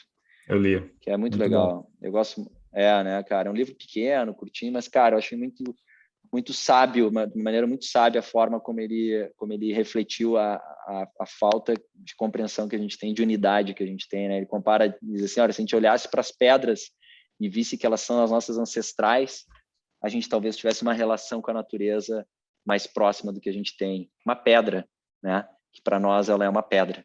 E eu achei ele muito inteligente, porque ele é de uma maneira muito simples, muito simplória, ele trouxe uma reflexão para mim muito importante. Sim. É um livro que eu recomendo, que ele de fato é muito pequenininho e é muito fácil de ler também, porque é como se fosse uma palestra, eu acho. Inclusive aqui em Lisboa, se eu não me engano, né? Foi em Portugal, alguma coisa assim que ele fala no início do livro. E me lembrou uma coisa, eu estava vendo um documentário, eu não vou lembrar o nome agora, mas que trazia uma reflexão também interessante em relação a isso, a essa questão da unidade, né? Que eu acho que tem muitos livros que falam sobre isso, né? Tem o Sapiens, o Sapiens, cada um fala como quiser, mas que ele fala, inclusive, né, que na verdade o que fez a gente chegar onde a gente chegou foi a capacidade de colaborar em grandes números, né? O problema é com que a gente está colaborando, né? Para que a gente está colaborando, o objetivo disso aí. Mas eu estava vendo um documentário que falava sobre essa questão muitas pessoas acabaram interpretando o darwinismo, né, toda essa parte de mais forte sobrevive, da maneira muito errada. E aí era um documentário que trazia um pouco da visão de fato de Darwin, sabe, sobre toda a parte da evolução, né, basicamente, e de que o mais forte sobrevive, enfim, tudo mais.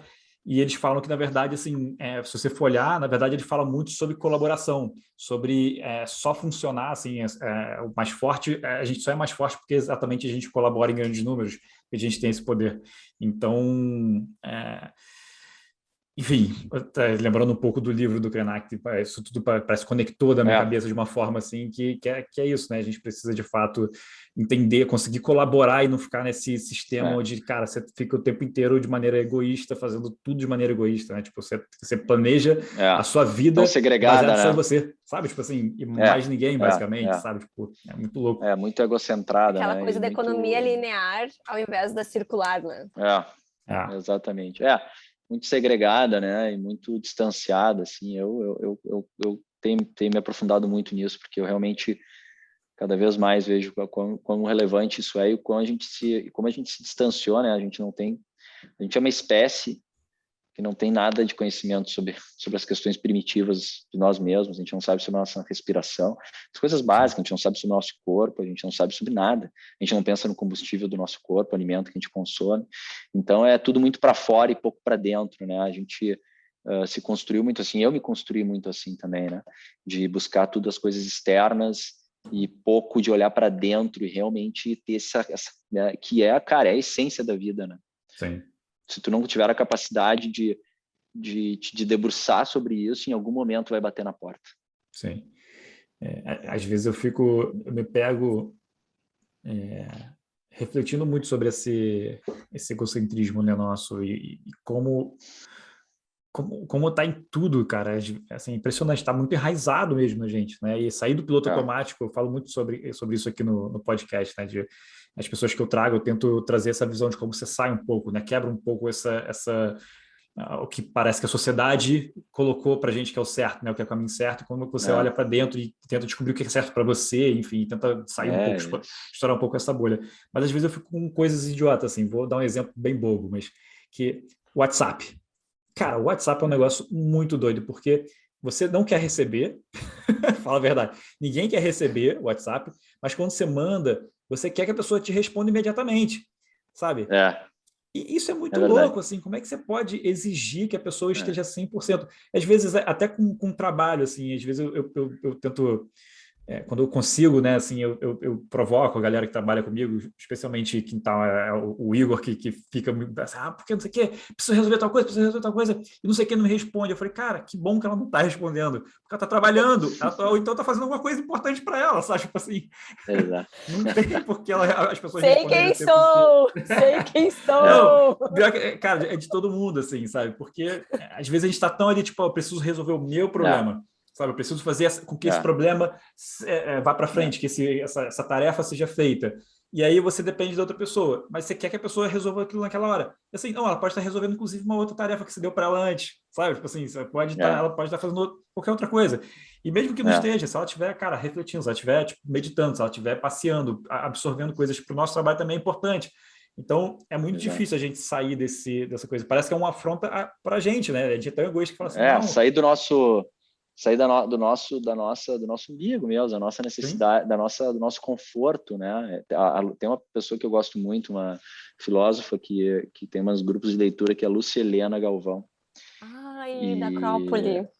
Da Acrópole, eu gosto muito dela. Eu acompanhei vários grupos de leitura, assim, pelo YouTube e tal. E ela fala uma coisa que é verdade, ela diz assim, para pensar quando tu entra numa fila de supermercado, e aí tu olha a fila do lado, começou a andar mais rápido, aí tu vai para que vai andar mais rápido, aí tu volta. Ou seja, a gente é do ser humano, né? Querer não perder tempo e querer... esses dias um amigo meu, cara, um cara também muito assim, esse cara é um cara muito evoluído, assim, espiritualmente, ele disse que ele estava voltando uma viagem, e aí ele viu um caminhão fazendo uma manobra, e ele podia passar, mas ele resolveu parar e esperar o caminhão fazer toda a manobra. E ele disse que ele ficou tão gratificado com ele mesmo, porque ele disse assim, cara, eu me senti muito bem porque eu doei o meu tempo, que é uma das coisas mais preciosas. Eu doei meu tempo naquele momento. Então, eu acho que é isso, assim, a gente conseguir expandir um pouco mais o nosso olhar, né, e se colocar em situações em que a gente nos tire desse olhar mais egocentrado e mais do conforto, né, para conseguir realmente doar um pouco de outras coisas para as pessoas, né? Acho que sim. Uma coisa que acontece de vez em quando comigo e que eu recomendo que as pessoas de repente façam esse exercício também, que é interessante, pelo menos eu acho interessante, né? Mas às vezes eu chego eu não sei por que isso acontece comigo muito no ônibus, mas pode ser em qualquer lugar que tenha muita gente, né? Ainda mais aqui que eu estou pegando muito ônibus, a gente não tem carro, né? A gente mudou para cá, não tem carro ainda. E aí eu fico olhando para as pessoas, eu fico olhando mesmo, sabe, para as pessoas. Eu fico pensando, cara, ela tem uma história que para ela é tão importante quanto a minha, sabe? Quanto a história que eu conto para mim mesmo. É verdade. E isso é hora dentro de um ônibus, tem, sei lá, 50 histórias, 30 histórias, sabe? Tipo assim, que ela é a protagonista ali da vida dela, sabe? Tipo, e tudo... Quanta coisa não pode estar passando ali, sabe? Tipo, quantos problemas ela não tem, que às vezes são muito maiores que os que eu estou reclamando, que de repente o ar-condicionado não está ligado, sabe? Tipo, qual será que é o repertório dela? Tipo, qual é a história que tá por trás? E são tantas pessoas, legal, assim, né? Você vai olhando para todas, elas falam assim, cara, cada pessoa que é uma história, e assim, se você vai expandindo isso, você fala, cara, me lembra de um vídeo de uma criança que está vendo as formigas, assim, e ela fala, a criança evoluída, muito evoluída, provavelmente, que ela olha e fala assim, assim, para essas formigas, o meu mundo é como se fossem as estrelas, sabe? Tipo, na perspectiva. E ele fala assim, tipo, e olha só, tipo, são muitas formigas, cada uma tem a sua história, a sua vida, sabe? Tipo assim, e elas estão me olhando, talvez eu seja um gigante, sabe? Talvez eu seja uma pessoa que tá oferecendo risco para ela, sabe? Tipo, olha que loucura. Enfim. É perspectiva, muito, né, cara? Mas é verdade, isso, cada um tem a sua perspectiva de vida e é muito louco isso, porque a gente pode estar no mesmo lugar, vivendo a mesma situação, mas cada um tem uma perspectiva sobre aquilo completamente diferente. Por isso que dizem, né, o universo é mental. Né? Quer dizer, é a partir da nossa mente que a gente dá a perspectiva para o universo, né, e faz o shape dele. E é isso, assim, eu acho que o que falta realmente é a gente conseguir se olhar mais, com um olhar mais integrado e mais de unidade, efetivamente. Né? Vou te fazer uma pergunta que não tem nada a ver com nada aqui, mas pode ser que faça sentido. Você conhece o Lourenço Bustani? Não. Não? Tá, você precisa conhecer, vocês precisam se conhecer, inclusive. Vou, vou ver se eu consigo fazer Legal, cara. essa apresentação de uma forma. O Boa. Lourenço, ele é um dos caras que eu mais admiro no planeta, assim, sabe? Tipo, um cara muito fora da curva. Eu tive o prazer de entrevistar ele aqui no podcast, foi sensacional, inclusive, foi uma realização de sonho, assim, quase. Legal. E o Lourenço, ele tem uma empresa chamada Mandala, que é uma consultoria de impacto positivo. Então, basicamente, ele fala isso, cara, desde, sei lá, 2005, uma coisa assim, sabe? Tipo assim, quando ninguém está falando de propósito, ninguém estava falando de você causar impacto positivo, tanto que ele falava que ele fazia reuniões, e as pessoas falam assim, a gente não pode só dar uma maquiada, a gente não pode só falar que a gente está fazendo isso, Sim. sabe, tudo mais. E ele não, ele sempre foi muito, assim, foi muito fiel ao propósito da empresa, ele fala que as marcas tinham que conseguir encontrar a interseção entre lucro e propósito, né? E aí que ali é onde a Mandala causa o impacto. E Legal. assim, é um cara super evoluído, assim, pelo menos, cara, tipo, das conversas que eu tenho, Pô, do que eu ouço dele, ele é sensacional. E eu acho que ele investe em empresas que estão tentando causar impacto positivo. E eu acho que casa muito com o propósito de vocês, por isso que eu acho que que vocês têm que se legal, cara. conhecer de Pô, alguma forma, sabe? vai ser um prazer, com certeza, cara. Faz essa ponte aí que só de poder conversar já vai ser muito Sim, legal. vou tentar. Mas vamos voltar aqui para as perguntas. Você tem algum hábito estranho, assim, pelo menos para os outros, para quem vê de fora, e que você, cara, Aham. não abra mão? Cara, eu tenho, eu todo dia de manhã eu tenho, assim, eu tenho alguns hábitos, né? Desde meus shots aí, que eu já testei de tudo, né? Que eu faço meus shots e tal. Mas eu faz algum tempo que eu criei um hábito de apneia. Então, todo dia de manhã eu faço 40 minutos de apneia, 35, 40 minutos de treino de apneia.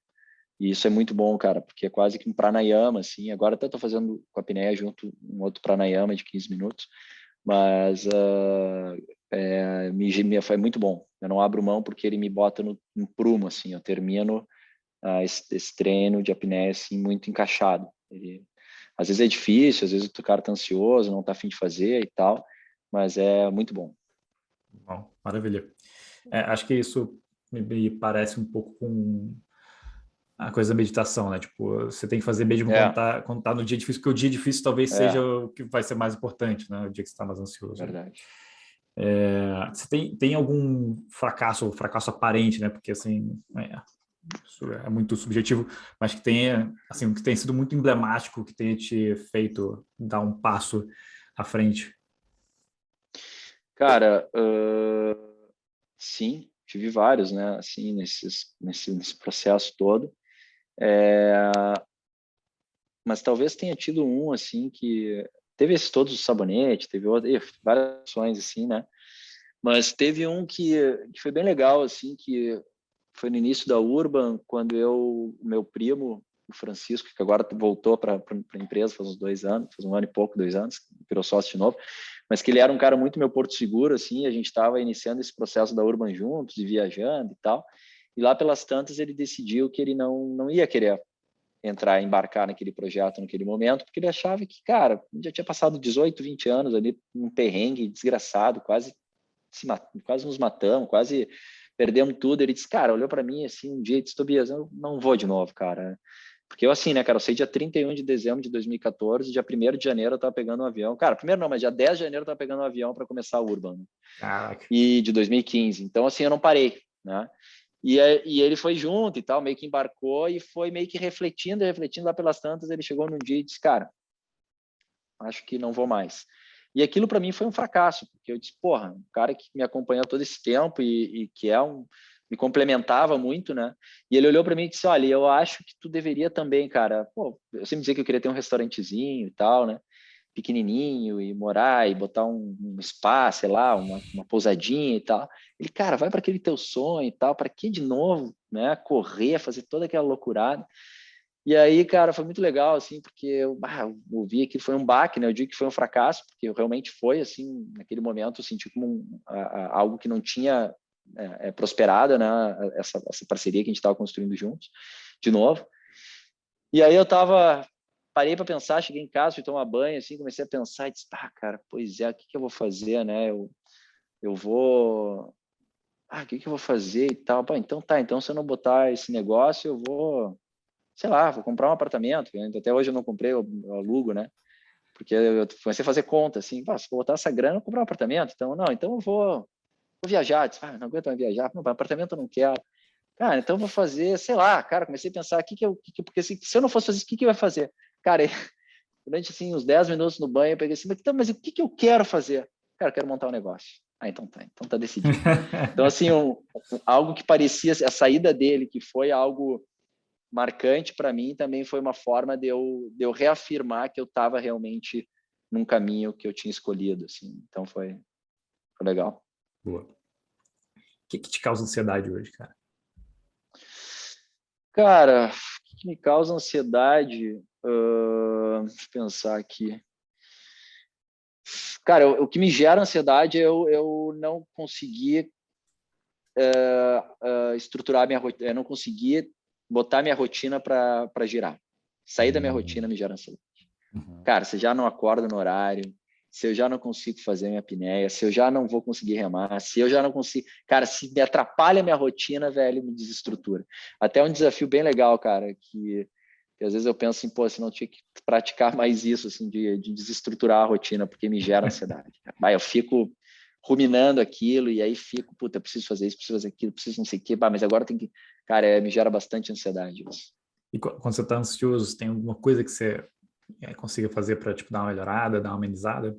Algum exercício? Alguma... Cara, eu geralmente assim, faço os respiratórios, né? Os pranayamas, faço os respiratórios, me ajuda bastante. Ou o que mais me diminui a ansiedade é realmente fazer os respiratórios e remar, assim, né? Sair para me desgastar fisicamente, mas nem sempre é possível, né? Às vezes não dá, às vezes está no meio da pauleira ali, tá pegando o bicho, né? Sim. Agora, o que é ser bem sucedido para você, cara? Cara, eu acho que ser bem sucedido é tu tá feliz com as tuas escolhas, assim, tu tá satisfeito com as tuas escolhas, sabe? E poder realmente contribuir, assim. Eu particularmente gosto muito de transformar. Para mim, ser bem sucedido pro Tobias é eu transformar o que eu sei fazer para gerar mais oportunidades. Isso me gera muito, muito prazer, muita satisfação pessoal. Pode ser por vaidade, seja lá o que for, mas eu me gera uma sensação muito boa, assim, cara. E principalmente eu tenho uma conexão com pessoas. Eu até nem sou um cara muito sociável, assim, sabe? Mas eu gosto de gente, cara. Eu gosto, assim, de ser humano. Gosto, embora eu acho que às vezes é uma praga, mas então eu acho que ser bem sucedido é tu tá, porque eu acho que nem todo mundo. Eu tenho esse lance sobre propósito. Eu acho que o propósito, cara, às vezes é um luxo. A Maria, a senhora trabalha aqui em casa, enfim. Nem todo mundo tem condições de ter um propósito, né? Tem que sobreviver, né? Sim. Então, o propósito, às vezes, é uma sofisticação da vida, né? Então, eu acho que, assim, tu tá feliz com as tuas escolhas, tu conseguir ter uma perspectiva positiva da vida, cara, é ser sucedido. E na medida que tu vai tendo mais condições de consciência, condições de sorte na vida, ou de ter a possibilidade de ter nascido até numa estrutura familiar melhor, né? Ou financeiramente melhor, que tu expanda isso. Expanda, então, para ter mais conhecimento sobre a vida, expanda para ter mais compreensão sobre a vida, expanda para gerar mais valor para outras pessoas, né? Mas se for pegar na linha mais básica, é tu conseguir ter uma perspectiva positiva pelas escolhas que tu faz e pela vida que tu tem. Boa. Você já leu um livro chamado Em Busca de Sentido, do Viktor Já li. Frankl? Demais, né? Demais. Assim, eu acho legal porque você trouxe esse exemplo, né, que assim, do propósito ser um luxo, né, vamos colocar assim, ser um privilégio. E eu acho legal porque ele traz um novo significado para propósito, né, no livro, assim, que não é esse significado que a gente tem hoje do coach que fala de você tem que ter um propósito na sua vida, sua empresa tem que ter um propósito e essa coisa que nós temos um propósito para você. Exatamente. E ele, toma aqui, eu te vendo ele. Não, você tem que ter, nós temos um para você. Exatamente. E ele traz essa coisa da logoterapia, né? Enfim, que é de fato a psicologia do propósito, né? Uma coisa nessa linha, pelo menos, se eu estiver falando merda, gente, desculpa, me corrijam, mas e que ele fala exatamente do propósito dentro de um campo de concentração. Então, assim, que é isso, né? Não é o propósito, essa coisa linda de onde você quer chegar, às vezes é só, tipo assim, você ter uma coisa que te salva da rotina do estresse, da maluquice do dia a dia, Ver sentido naquilo, né? Exatamente.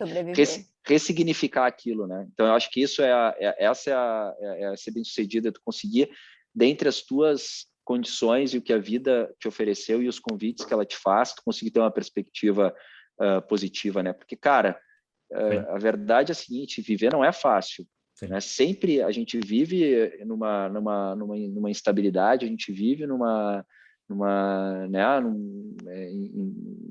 ambivalência e sofrimento. O sofrimento é inerente ao ser humano. Né? Agora, a gente conseguir ter uma perspectiva e dar uma perspectiva diferente para a vida que nós temos, que nem sempre é possível mudar, eu acho que é a grande forma de ser bem-sucedido realmente nessa passagem aqui. Sim. Eu acho que quem ouve sempre aqui não vai aguentar mais falando sobre isso, mas porque eu acho muito bom. Uma vez eu tive um convidado, era um casal, na verdade. Foi a primeira vez que eu trouxe um casal como convidado, porque eles fundaram uma empresa, enfim, a história é bem legal. E a Nari Achan. A Nara, ela trouxe uma frase, né, para ela, como ela respondeu isso, eu achei sensacional, eu guardo isso para mim, e que tem tudo a ver com o que você falou, na verdade, meio que resume, né, que ela fala que ser bem-sucedido é se orgulhar da sua própria história.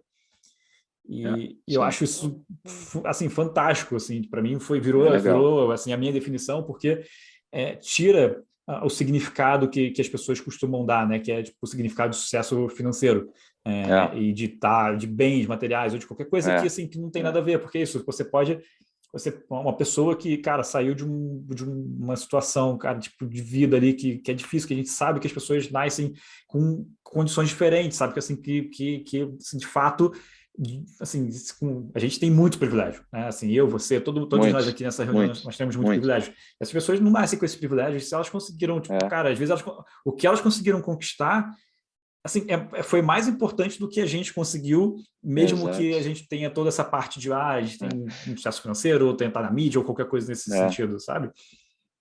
É o orgulho da sua biografia, né? Eu acho que é muito legal isso. Eu tenho um amigo meu que fala isso, cara. A gente tem que considerar, e um guri também muito bom, assim, ele diz que é ter orgulho da sua própria biografia. Eu acho que isso é realmente ser bem-sucedido. Acho que é por aí. Perfeito. Bom, para fechar, se você pudesse falar com Tobias de 10, 15 anos atrás, início da Body Store, o que você falaria para ele, assim, ter mais calma, né? Qual seria, tipo, cara, aqui, ó, você não precisa ter tanta pressa, fica mais relax, qual que seria assim, em qual área, né, da sua vida, ou qual seria o seu conselho? Cara, eu acho que se eu fosse voltar no tempo, eu falaria primeiro para o Tobias ele se desenvolver mais nos aspectos mais emocionais mesmo, assim, de ter essa busca também, né? Esses dias eu estava falando com um amigo meu sobre isso, né? Assim, se qualificar mais emocionalmente, se qualificar mais espiritualmente, se qualificar mais em ter um olhar mais conectado, eu acho que para dentro, né? E menos, eu sempre fui muito, eu sempre tive muito essa gana, né? por empreender, né? Meus pais passaram uma dificuldade financeira e tal, então eu sempre tive muito essa coisa de querer vencer e não ser um grande empresário, nunca tive isso. Nunca quis ser um grande empresário, nunca quis ser um grande empreendedor, nunca tive essa referência dos grandes empresários, nunca tive. Minha referência sempre foram as pessoas que eu admirei mesmo, assim, a Anitta e tal. Mas eu acho que, independente disso, eu tive uma trajetória que foi muito para fora, assim, para fora que eu digo assim, eu pouco me desenvolvi para dentro, assim, a questão da minha espiritualidade, né, mesmo os aspectos emocionais, e eu acho que isso, hoje, eu vejo que é um momento que eu tenho praticado muito isso, né? A própria música desperta muito isso, né? De te conectar, de te desenvolver. Então, eu acho que, cara, se eu tivesse voltado no tempo, que assim, eu acabei sabendo empreender, né? Então, assim, foi uma coisa que eu acabei aprendendo, mas talvez eu teria investido na música, talvez eu teria feito outras coisas, né? Eu não me arrependo, mas se fosse assim, o que eu vejo como mais essencial é se desenvolver também nos aspectos mais de dentro mesmo, assim, né? Mais de autoconhecimento, de conectar, de ter essa expansão maior sobre si e sobre a vida. Sim. Acho que isso é fundamental, cara. Se não houver isso, nada, porque já a ausência ela é inerente também. E quanto menos a gente olha para dentro e menos se desenvolve como pessoa, como ser humano, mais essa ausência vai se desenvolver dentro da gente. Sim. Sensacional. Bibi, você tem alguma coisa para acrescentar? Um comentário final, uma pergunta? Não? Muito obrigada. Bom, acho que é um bom lugar para a gente encerrar.